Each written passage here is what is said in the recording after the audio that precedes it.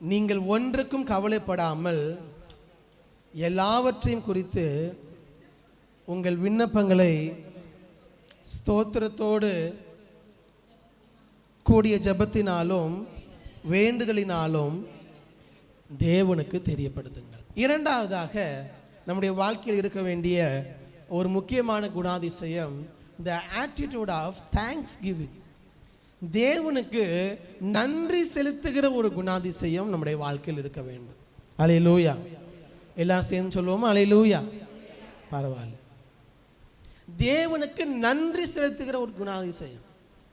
ஏனென்றால் சைக்கலாஜிக்கலாகவும் நம்ம பார்க்க முடியும், வேதத்தின்படியும் பார்க்க முடியும்.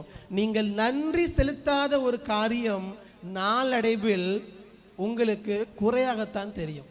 நாளடைவில் எடுத்துக்காட்டு, உங்கள் கணவனுக்காக, மனைவிக்காக, பிள்ளைகளுக்காக நன்றி செலுத்துகிறீர்களா? நீங்கள் நன்றி செலுத்தவில்லை என்றால் அவர்கள் குறையாகத்தான் தெரிவார்கள். எனக்கு நன்றாக ஞாபகம் இருக்கிறது, போன வருடம் டிசம்பரில் இந்த மந்த் ஆஃப் தேங்க்ஸ் கிவிங் முதல் வாரத்தில் சொன்னேன், உங்கள் கணவனுக்காக தேவனத்தில் என்ன பண்ணணும்? நன்றி செலுத்தணும். உங்கள் மனைவிக்காக தேவனத்தில் என்ன பண்ணணும்? நன்றி செலுத்தணும். உங்கள் பிள்ளைகளுக்காக தேவனிடத்தில் என்ன பண்ணணும்? நன்றி செலுத்தணும். உங்கள் பெற்றோருக்காக என்ன பண்ணணும்? பிள்ளைங்கள்லாம் சொல்லுங்க, நன்றி செலுத்தணும். ஏனென்றால் நம்முடைய பெற்றோருக்காக, பிள்ளைகளுக்காக நன்றி செலுத்தாமல் நாம் வாழும் பொழுது அவங்க செய்ய செய்ய நமக்கு எப்படி தெரியும்னா குறையாகத்தான் தெரியும். பல நேரங்களில் நமக்கு ஏன் குறையாக தெரிகிறதுனா அதற்காக நாம் நன்றி செலுத்தவில்லை.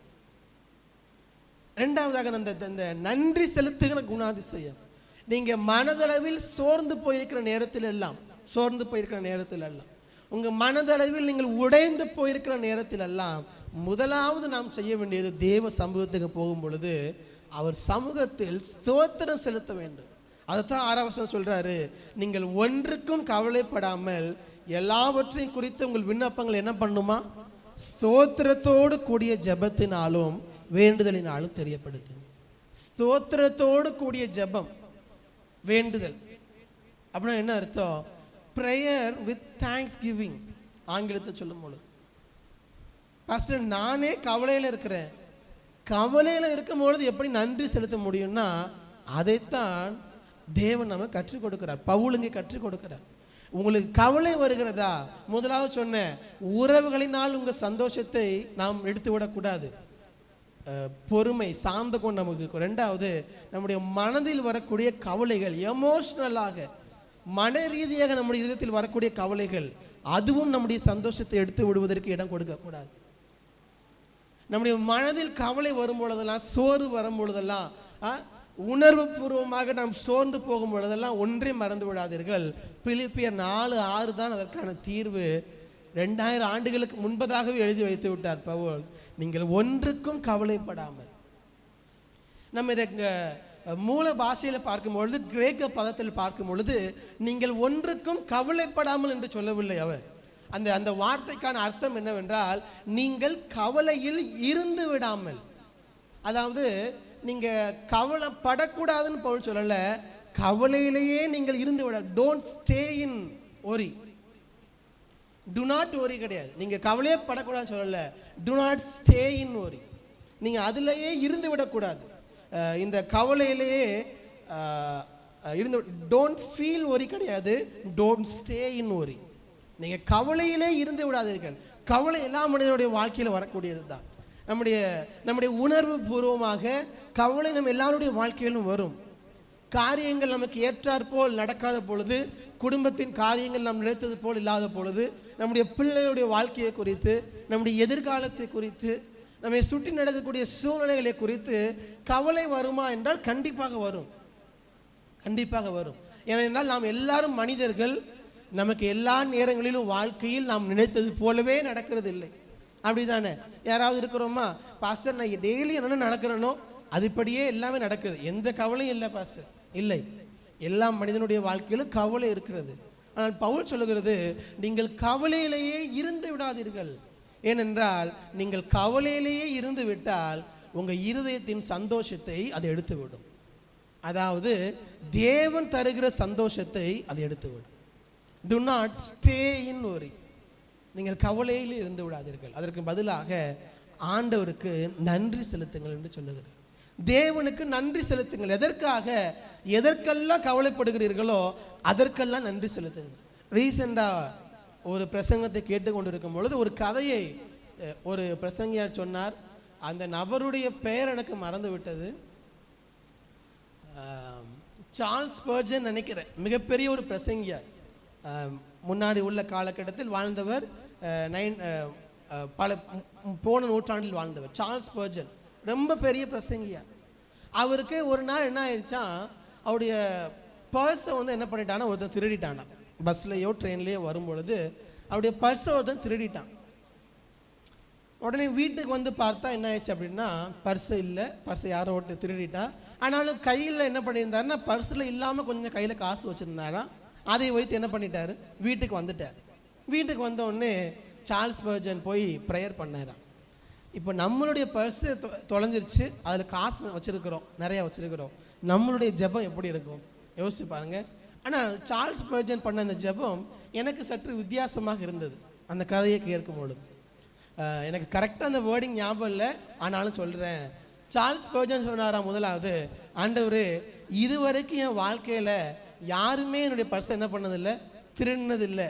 இதுதான் முதல் முறையாக என்னுடைய வாழ்க்கை என்ன நடந்திருக்குது, ஒரு திருட்டு நடந்திருக்கு, அதற்காக உங்களுக்கு நன்றி அப்படின்னு சொன்னாராம். சரி, இதுவே சற்று கடினம்தான்.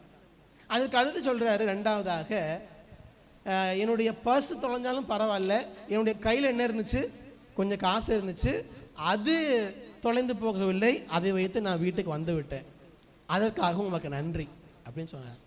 மூணாவது சொன்னாரா, ஆண்டவரே, அந்த பர்ஸை தொலைச்சது தான் நான், பர்ஸை எடுத்தது யார் கிடையாது, நான் கிடையாது, அதனால உமக்கு நன்றினார். அதாவது நான் யாருடைய பர்ஸை என்ன பண்ணல, திருடலை, என்னோட பர்ஸை தான் திருடிருக்காங்க, அதனால் நான் நல்லவனாக வாழ்கிறதுக்கு உதவி செஞ்சீங்க, அதற்காக நன்றினார்.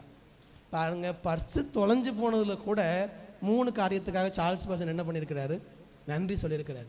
சார் இதெல்லாம் உண்மையான்னு கேட்கக்கூடாது, உண்மையாக இருக்கிறதுனால தான் சொல்கிறாங்க. நம்முடைய அவர் பர்ஸை தொலைச்சப்போ கூட இப்படி ஆண்டவர் நன்றி சொல்லியிருக்கிறார். எனக்கு கேட்கும்பொழுது ரொம்ப ஆச்சரியமாக இருந்துச்சு. அப்போது நன்றி சொல்கிறதுக்கு ஒன்றுமே இல்லை என்று நம்ம சொல்லவே முடியாது. நம்முடைய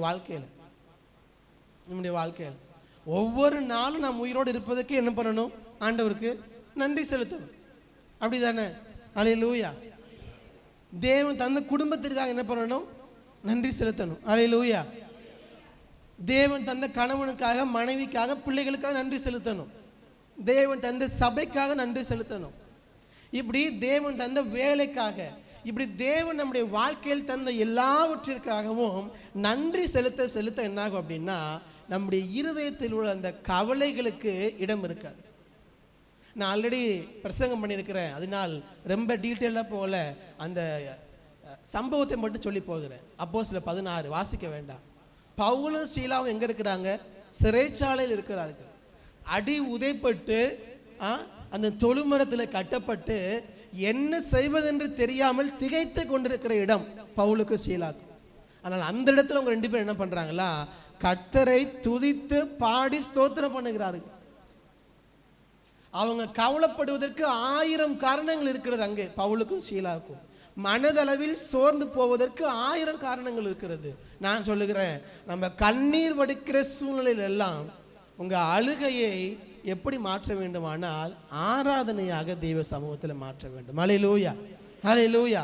நம்முடைய அழுகையை, எமோஷனலாக நம்ம சோர்ந்து போகிற எல்லா தருணங்களையும் தேவ சமூகத்தில் ஆராதனையாக மாற்றுங்கள், நன்றி செலுத்துகிற ஜெபமாக மாற்றுங்கள். தேவன் நம்மை நடத்துவார். தேவன் நம்முடைய இருதயத்தின் சந்தோஷத்தையும் சமாதானத்தையும் காத்துக்கொள்ள நமக்கு கிருபை தருவார். அதுதான் சொல்றாரு, நீங்க சோர்வின் உச்சியில் இருக்கும் பொழுதும், மரண பள்ளத்தாக்கின் உச்சியில் இருக்கும் பொழுதும் நீங்க அழுவதற்கு 1000 காரணங்கள் உங்களை சுற்றி இருக்கிறது.